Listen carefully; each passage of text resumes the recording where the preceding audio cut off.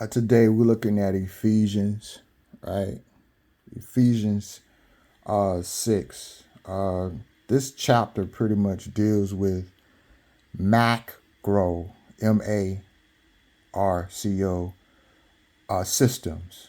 Not micro, but macro, meaning conglomerate systems that perform indirectly impacting individuals and groups a certain way, like chattel slavery, like racial injustice, like social criminal justice injustices, uh, economic injustices, things we see definitely over here in the West. And these systems, right, are administered by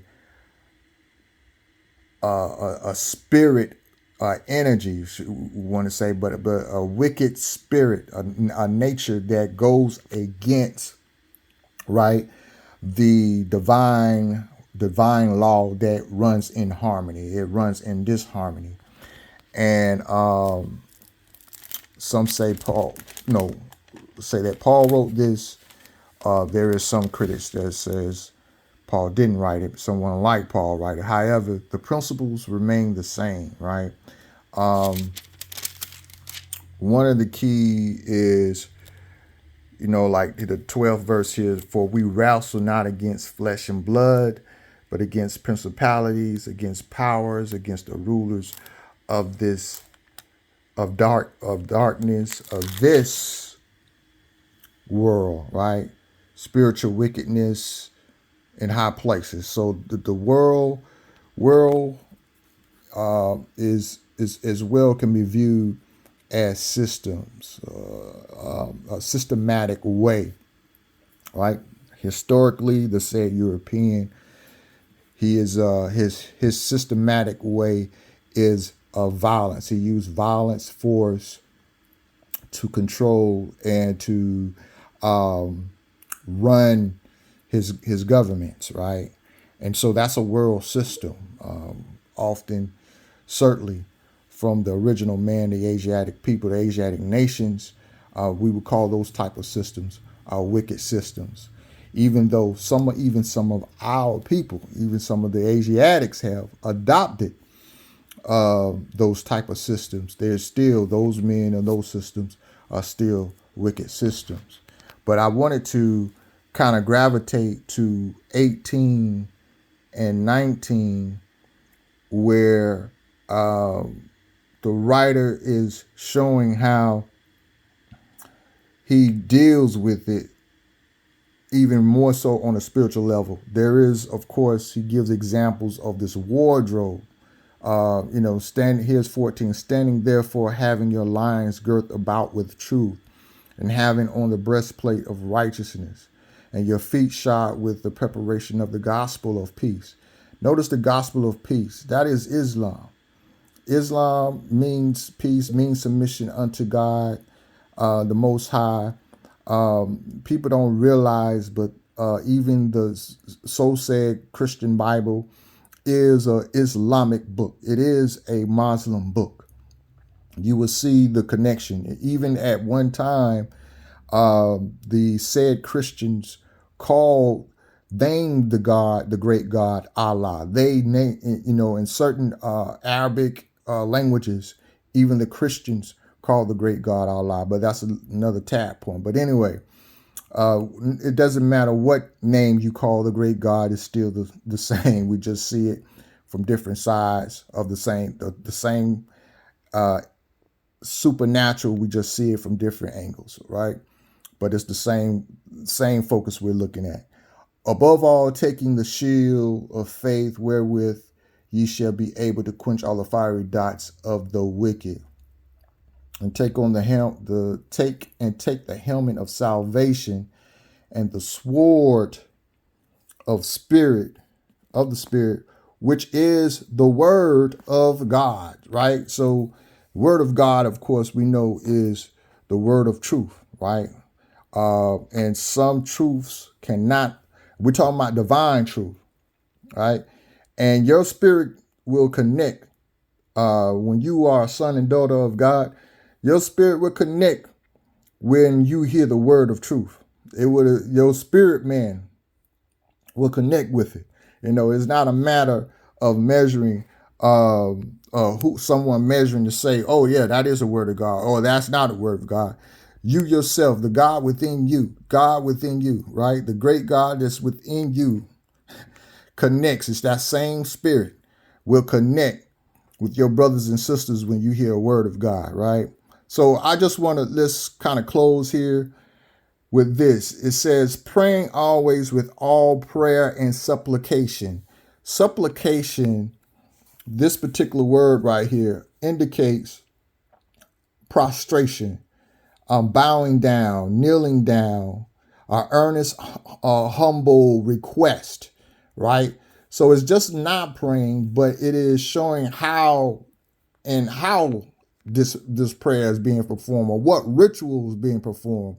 This is prostration. Muslims, we prostrate. Christians, they prostrate, they kneel down and prostrate. So he's saying, the writer is saying, praying always with prayer and supplication, it in the spirit. So in the spirit, meaning, see, man is not the body nor the soul, but the spirit, right? And so many times, your greater uh, man, right? Your higher self will lead you to pray. It will lead you what to pray for. It says, watching therefore with all perseverance and supplication for all saints. So you not only you're praying, you're observing things you may observe may lead you to pray, and your concerns, and speak to the higher self, speak to the great God within you. If you want to find God, you want to find the great God, the nearest place you can find him is within yourself. And so not only are we praying for ourselves, but we're praying for all our sons and daughters of God, right? And it says here, 19, and for me the utterance may be given unto me, that I may open my mouth boldly to make known the mysteries of the gospel. Gospel is good news, right?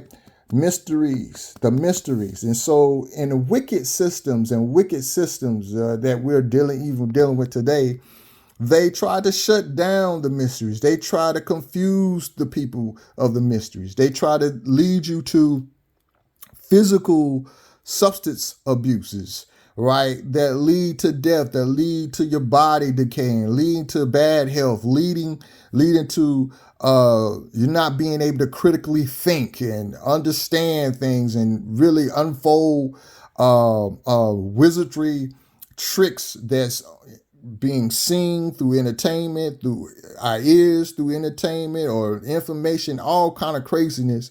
All these things continue to make it confusing, to remain a mystery. But through prayer, right, and through supplication, meaning not only just praying, but requesting, and prostration, and whatever rituals that show your humbleness, that to humble your ego down, right? To humble your ego down so that you could be able to tap into your higher self, to the God within you. And it says, for which I am an ambassador in bonds. That means he's locked up in chains. Paul was, this is to say, Paul, he was certainly a prisoner for many of the things that he was preaching about, right? As it is written, that therein I may speak boldly as I ought to speak. So Paul said he does this not only for the saints, but for himself, so he can remain bold, have courage, be encouraged, right? And be strengthened, right? To stand up to such a regime of spiritual wickedness, right? So prayer and, ceremonies and rituals and how you're praying and being led by your spirit what to pray for, will help you to be bold in those times and moments where you need to speak up and speak out. Especially in these times, you need to speak up and speak out when injustices or when things are, you know, a wrong is being committed, a wrong is being done. So I just want to encourage us all, encourage myself, that that we continue to be prayerful, right, and pray for guidance and leadership in these times of such high spiritual wickedness and high all these macro systems that's being developed to destroy our people, to depopulate the world, to kill off the world, and all these systems that's trying to raise our children. That the parents, we can't even raise our own kids. They're dividing our families, dividing households, and so we want to be prayerful. We want to have our prayers in ways that are, there's supplication, request, and ceremonies, and showing humbleness and earnestness to the great God, that we may be able to be bold in such a time as these. All right. Peace and love. That's Marshall Well. I see y'all and win. Be great out there.